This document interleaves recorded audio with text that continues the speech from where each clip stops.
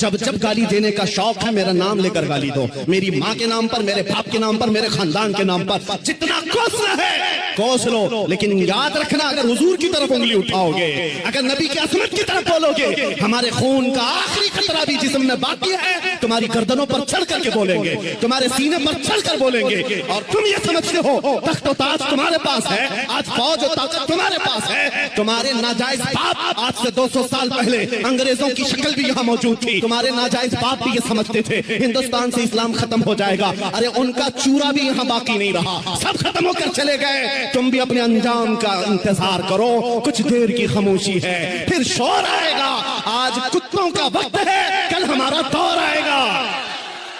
تم یہ سمجھتے ہو تخت و تاج تمہارے پاس ہے، آج فوج و طاقت تمہارے پاس ہے، تمہارے ناجائز باپ آج سے 200 سال پہلے انگریزوں کی شکل بھی یہاں موجود تھی، انہوں نے ایک عالم ربانی کفایت علی کافی کو پھانسی پر چڑھایا تھا، ایک نہیں 30,000 علماء کو پھانسی پر چڑھایا تھا، تمہارے ناجائز باپ بھی یہ سمجھتے تھے ہندوستان سے اسلام ختم ہو جائے گا، ارے ان کا چورا بھی یہاں باقی نہیں رہا، سب ختم ہو کر چلے گئے، تم بھی اپنے انجام کا انتظار کرو، کچھ دیر کی خاموشی ہے پھر شور آئے گا، آج کتوں کا وقت ہے کل ہمارا دور آئے گا۔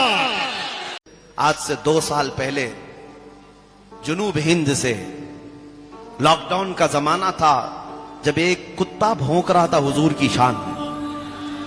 نبی پاک صلی اللہ تعالی علیہ وسلم کی توہین کر رہا تھا، اور اس کی توہین کو کوئی مسلمان نہیں برداشت کر سکتا، کوئی نہیں برداشت کر سکتا۔ ظاہر سی بات ہے میری خود کی رات کی نیندیں اڑی ہوئی تھی، چند نوجوان روتے ہوئے آئے تھے، کہا کہ یہ سن نہیں سکتے ہم، کہا میرے بھی سننے کے قابل نہیں، اس سے پہلے کہ ہم مر جاتے حضور کے لیے ایسے الفاظ سن رہے ہیں۔ پھر جذبات سے ہم نے للکار کر کے اس سے کہا جتنی باتیں کہہ رہے ہو اگر یہ حقیقت ہے تو ہم ڈیبیٹ نہیں کریں گے، اور میدان میں اتر کر کے دیکھتے، میدان میں اتر کر کے دیکھتے۔ یہ واقعہ آپ کو پتا ہوگا 2 سال پہلے، سال گزر گئے، 2 سال گزر گئے، کتے کا کوئی نام و نشان نہیں، ختم ہو گئے، بھونکنے والوں کو سائیڈ لگا دیا گیا، جو بھی حالات ہوئے۔ ہم تو پہنچے تھے دلی کی جامع مسجد بھی، جس کو یہ شک تھا کہ جائیں گے کہ نہیں جائیں گے، ہم تنہا پہنچے تھے۔ میں آپ کو بتاؤں یہی لباس ہے میرا، اس لیے کرتا ہے اعلان جھوم کر سلمان، اب جیل تھی نہ قید تھی، بڑھنی تھی بس عزت میں۔ کچھ بات تو ہے کہ مٹتی نہیں ہستی ہماری، کچھ بات تو ہے کہ مٹتی نہیں ہستی ہماری، صدیوں رہا ہے دشمن دورے زماں ہمارا، توحید کی امانت سینوں میں ہے ہمارے، آسان نہیں مٹانا نام و نشاں ہمارا، یونان و مصر و روما سب مٹ گئے جہاں سے، باقی مگر ہے اب تک نام و نشاں ہمارا۔ نہ گھبراؤ اے مسلمانوں، ابھی خدا کی شان باقی ہے، ابھی اسلام زندہ ہے، ابھی قرآن باقی ہے، یہ ظالم کافر کیا سمجھتے ہیں جو روز ہم سے الجھتے ہیں، ابھی تو کربلا کا آخری میدان باقی ہے، کچھ دیر کی خاموشی ہے پھر شور آئے گا، آج کتوں کا وقت ہے کل ہمارا دور آئے گا، لبیک یا رسول اللہ۔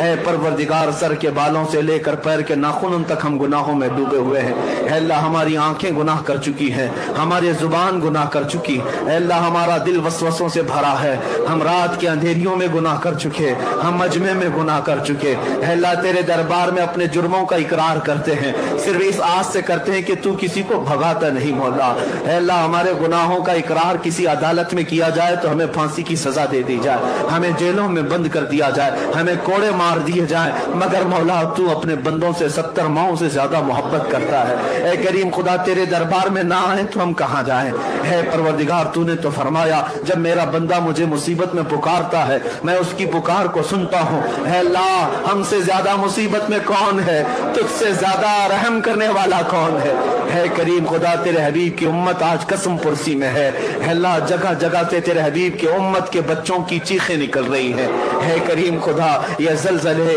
یہ طوفان یہ آندھیاں ہے اللہ پوری امت کو ہلا کر رکھ چکے ہیں، ہے قدیر و جبار خدا تو رحم کی بارشیں فرما دے،